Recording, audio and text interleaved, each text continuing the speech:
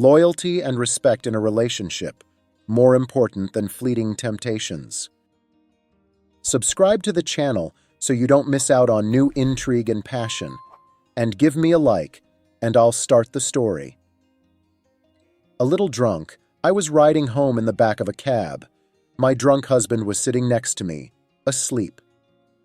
Of course, for his birthday, Howard, my husband, had to get so drunk. I sat all pissed off, but glad the evening was finally over. I'm going to put him on the living room couch and go to bed. We pulled up in the driveway, the cool summer wind rushing through my body. I opened the door on my husband's side and started to pull him out, but didn't calculate that I, with my 116 lbs, weight wouldn't be able to lift my large husband, even though he was small in stature. "Can I help you?" I heard from behind me. A huge guy was coming toward me, twice as tall and bigger than me. "Yes, please," I barely squeezed out. Taking a couple steps to the side, the guy pulled my spouse out, but he was having a hard time. I took my husband's other hand, barely made it to the elevator, and leaned him against the wall. We were both breathing heavily.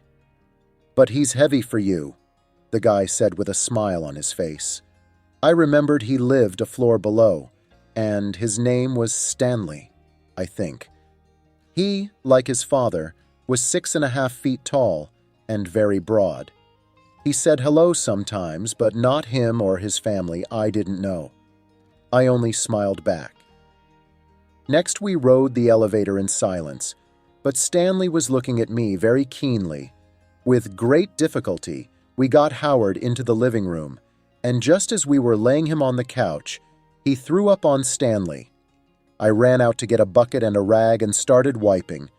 The light was on in the hallway, but in the living room, and I could see Stanley's shadow standing in the doorway, probably watching while I was here on all fours mopping the floor. I look very appetizing on all fours. My husband doesn't appreciate it. At least let this kid appreciate it. Finally, I finished mopping. Stanley was in the bathroom trying to wipe off my husband's marks. He was washing his t-shirt in the sink. When he saw me, he turned off the water, turned around. At that moment, my eyes fell on his stomach, more specifically, his abs. 6 cubes were clearly visible. Working out in the gym, I often glanced at the cubes of a man, girls. I would even say I was attracted to it. "So the smell will remain. Let's quickly wash with soap," I said, barely pulling myself together and taking my eyes off his abs. Turning on the hot water, I was washing my t-shirt in the tub while he stood in the doorway, probably staring at me, and I was uncomfortable with his presence. "We should do a quick wash, give him my husband's t-shirt and send him home. He can take his own home to listen, or let him keep it, pick it up tomorrow." It's not far to sin, I thought. As I stood at the sink, I felt unbearably hot. Whether it was the hot water, the alcohol in my blood, or the presence of a man with a beautiful body. Finally, I finished and hung my t-shirt on the pipe to dry. "But that's it. I can give you my husband's t-shirt, and you can have this one tomorrow." My gaze kept reaching down to his stomach area. In the bathtub, with a slight smile on his face, he took his time answering, only looking at my body. What was there to look at, though? The breasts are small, except for the waist. "Shit, I don't know. Let me think," Stanley said and started scratching the back of his head. "What's there to think about?" While he was thinking, I started looking at his abs, all 6 of them so nice and correct, even his belly button seemed right. We stood like that for a minute. Then out of the blue I said, "Can I touch it?" I wanted to close my mouth and go under. It was so awkward, so Stanley took my hand and put it on his. What a pleasure it was to move up and down along the cubes, to feel that skin, those hollows between the cubes. Suddenly the idea of touching with cold hands came into my head, and, keeping my hands under cold water and then wiping them off, I touched Stanley again, his body shuddering, and I felt goosebumps running down his body. I looked at his face. We smiled at each other. Stanley showed determination, and while I stood in a stupor, took my hand and pulled it down. I looked up sharply. Stanley was looking down. With all my soul, I tried to pull my hand out, but it was only going down. "God, what am I doing?" and pulled my hand out, but Stanley grabbed it. "Please." His face was like the muzzle of a dog that had done something at home. All right then, but only because of the QBs, and accepted to do something she'd never even done to her husband. Stanley's face expressed bliss and helplessness. "Close the door in case he hears," I whispered softly. Stanley, taking a step, closed the door. I saw his delight and wondered, does he really like me outwardly? After all, I did not consider myself the first beauty. After the sin I committed, I shoved my husband's t-shirt in his hand and escorted him out. The whole time, he had a stupid smile on his face. As I looked around the house, no trace, and checked on my husband, I wondered, why would he want to blackmail me? Or was it love at first sight? I don't think so. He looks old enough to lose his head to a woman. Already in bed, I realized I had acted a little foolishly. How could I have ever done such a thing? But I didn't beat myself up. It was what it was. After all, the next day was spent as a nurse.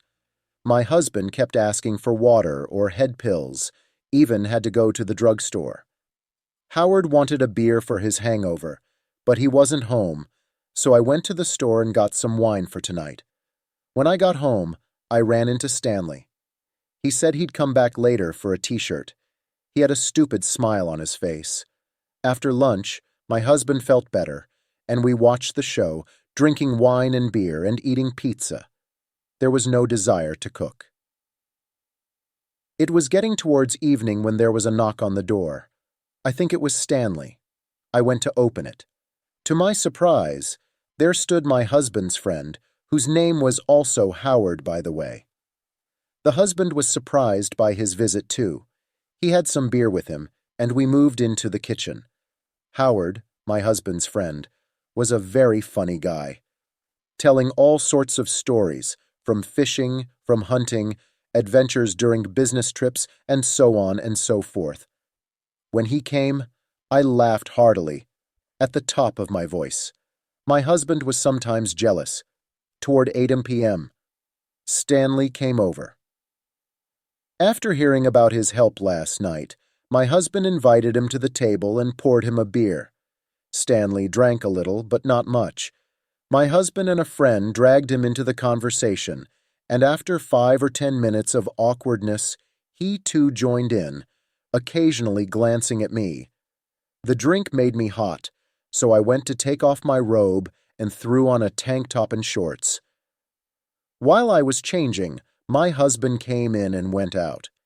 He and a mutual friend were having a birthday party to which they had been invited.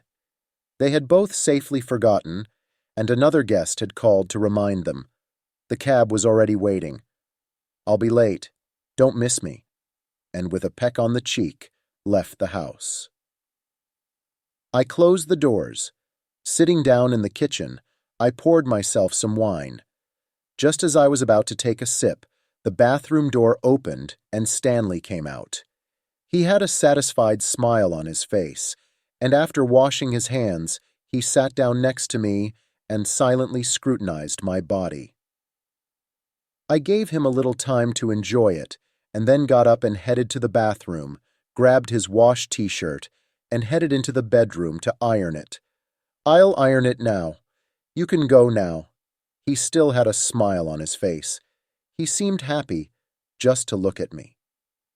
And in the back of my mind, I thought he was a little crazy, since he smiled so much. Stanley went into the bathroom, took off his husband's shirt there, and came into the bedroom, sat down on the bed, and then lay down. "What a soft bed you have," I smirked and continued to look at his body. I wonder how often he goes to the gym or works out at home. I couldn't help but wonder as I watched. Finally, the iron warmed up, and I began ironing Stanley's shirt. Almost immediately, he came up and stood beside me. He still had a smile on his face. Smiling back, I stared at his abs and continued stroking his shirt almost blindly. Suddenly, he took my hand and put it on his, and I started stroking automatically. Our eyes met, and we smiled. "Flip your shirt over." After he flipped it over, I was already oblivious to the pleasant sensations. Such smooth, nice skin, just like a baby's. Not a single hair. I don't know how long it lasted, but I was back when Stanley took the iron from my hands and turned it off. With my other hand, without knowing it myself, I did the same thing I had done yesterday. Stanley pulled me, and we sat down on the bed to be more comfortable. I didn't know why, but I myself enjoyed what I was doing. When it was over, we lay there looking at each other. Suddenly he smiled, looking into my eyes, and I felt wildly amused. While I was laughing with all my heart and body, I wanted to kiss him, to feel his still very young lips. Without hesitation, I kissed him. I'm still not sure if it was cheating or not. The end. What do you think of the story? Share your opinion in the comments. Subscribe to the channel. Thank you.